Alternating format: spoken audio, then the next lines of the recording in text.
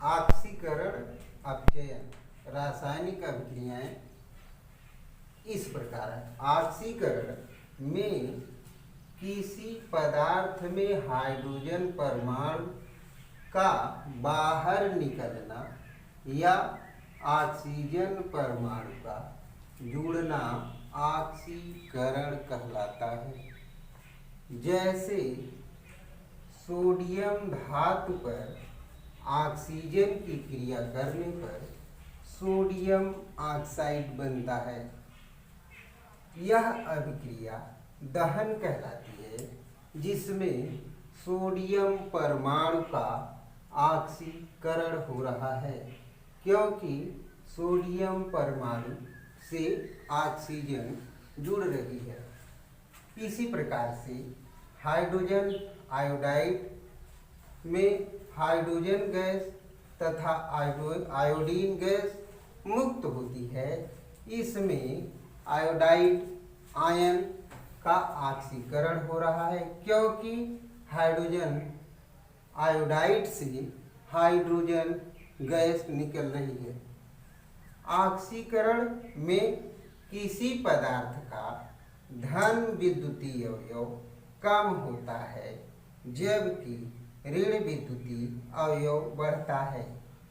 जैसे जब किसी पदार्थ में धन विद्युतीय अवयव कम होने का अर्थ है कि इलेक्ट्रॉन का उस परमाणु या पदार्थ से बाहर निकलना। ऑक्सीकरण वह प्रक्रिया है जिसमें इलेक्ट्रॉन मुक्त होते हैं। जैसे सोडियम धातु पर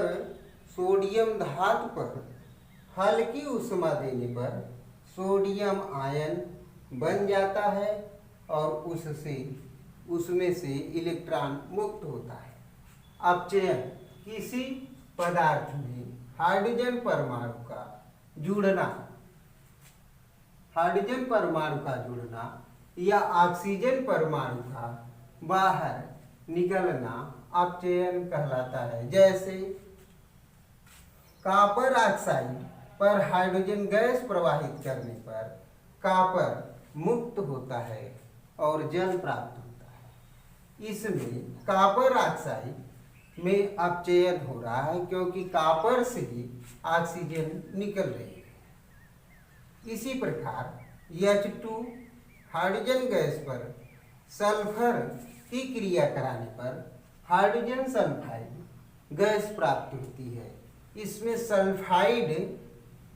सल्फर का सल्फाइड आयन में अपचयन हो जाता है। अपचयन में किसी पदार्थ का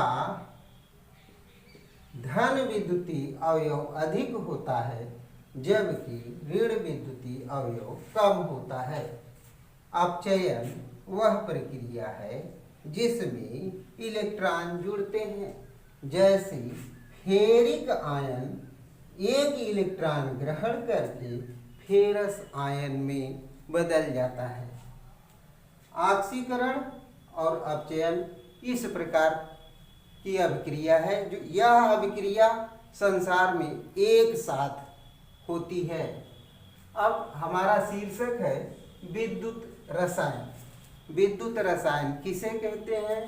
विद्युत रसायन के अंतर्गत रासायनिक ऊर्जा को वैद्युत ऊर्जा में अथवा वैद्युत ऊर्जा को रासायनिक ऊर्जा में बदला जाता है। इसके लिए गैल्वेनी सेल या वोल्टेई सेल में जब हम कॉपर के एक पात्र में कॉपर सल्फेट के विलयन में कॉपर की छड़ डालते हैं, जो कॉपर सल्फेट नीले रंग का होता है, और दूसरे पात्र में क्या करते हैं, जिंक सल्फेट विलयन को लेकर के जिंक की छड़ डाल देते हैं और इन्हें हम किसी तार के माध्यम से, चालक तार के माध्यम से जोड़ देते हैं तथा इन दोनों विलयनों को लवण सेतु की सहायता से संपर्क कर देने पर जिंक सल्फेट से इलेक्ट्रॉन का प्रवाह, जिंक छड़ से इलेक्ट्रॉन का प्रवाह कॉपर की छड़ की ओर होने लगता है, जिसके फलस्वरूप विद्युत धारा इलेक्ट्रॉन के प्रवाह के विपरीत होने लगती है। ये जो जिंक की छड़ है यह एनोड का कार्य करती है, एनोड का कार्य करती है, और कॉपर की जो छड़ है यह कैथोड का कार्य करती है।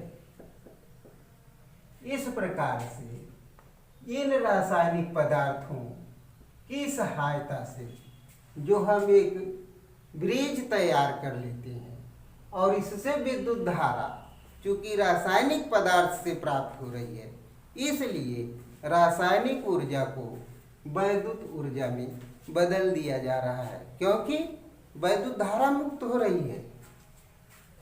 इसी प्रकार से विद्युत अपघटनी सेल में वैद्युत ऊर्जा को रासायनिक ऊर्जा में बदला जा सकता है। इस प्रकार वैद्युत रसायन शीर्षक रसायन विज्ञान की वह शाखा है जिसके अंतर्गत हम रासायनिक ऊर्जा को वैद्युत ऊर्जा अथवा वैद्युत ऊर्जा को रासायनिक ऊर्जा में बदल सकते हैं।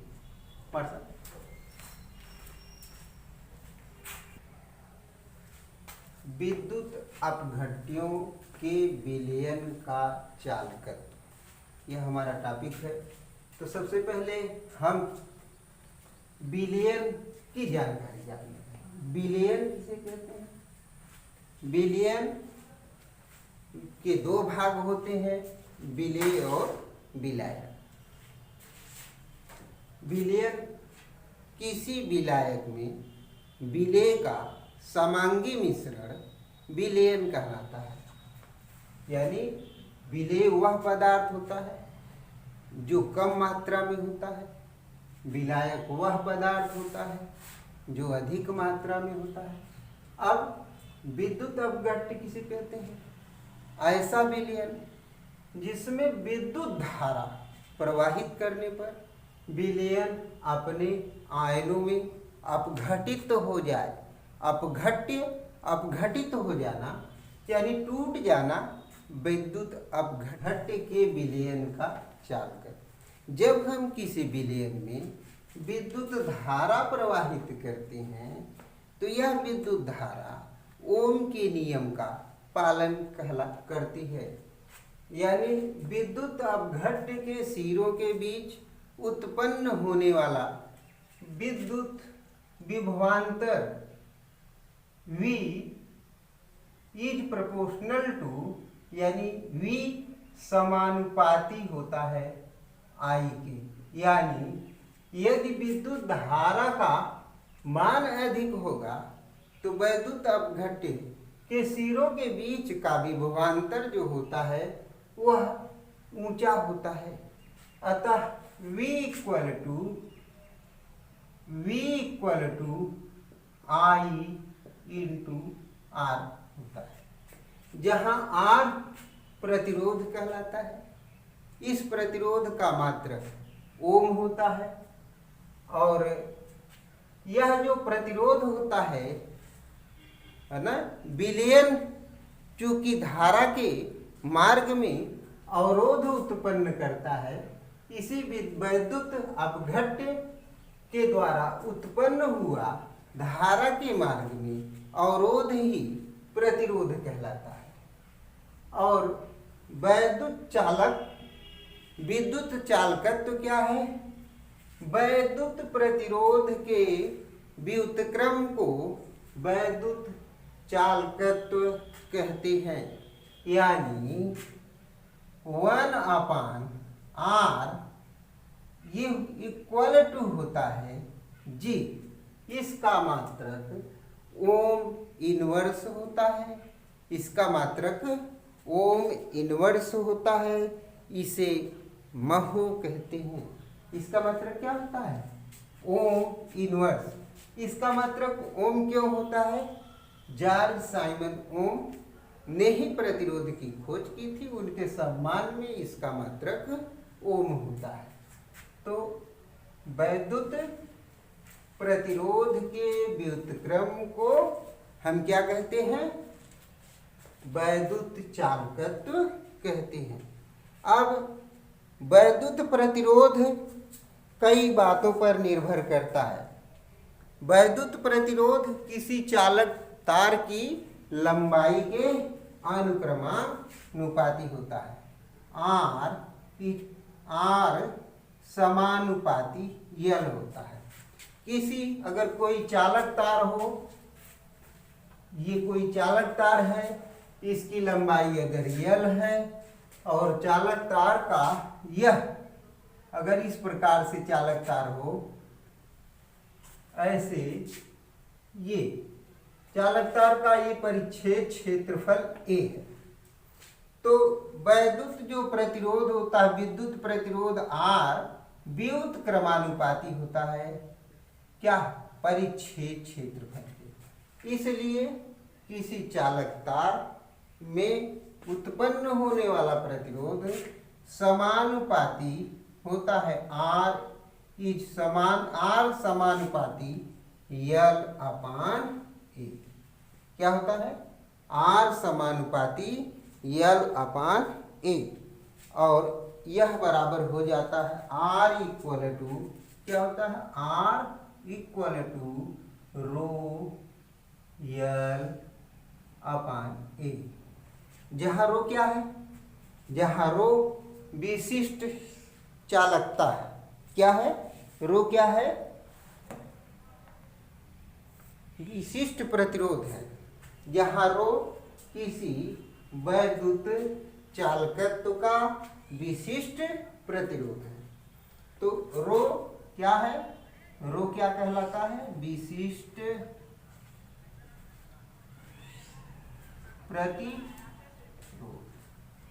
अब विशिष्ट प्रतिरोध का मात्रक क्या होता है, ये देखा जाए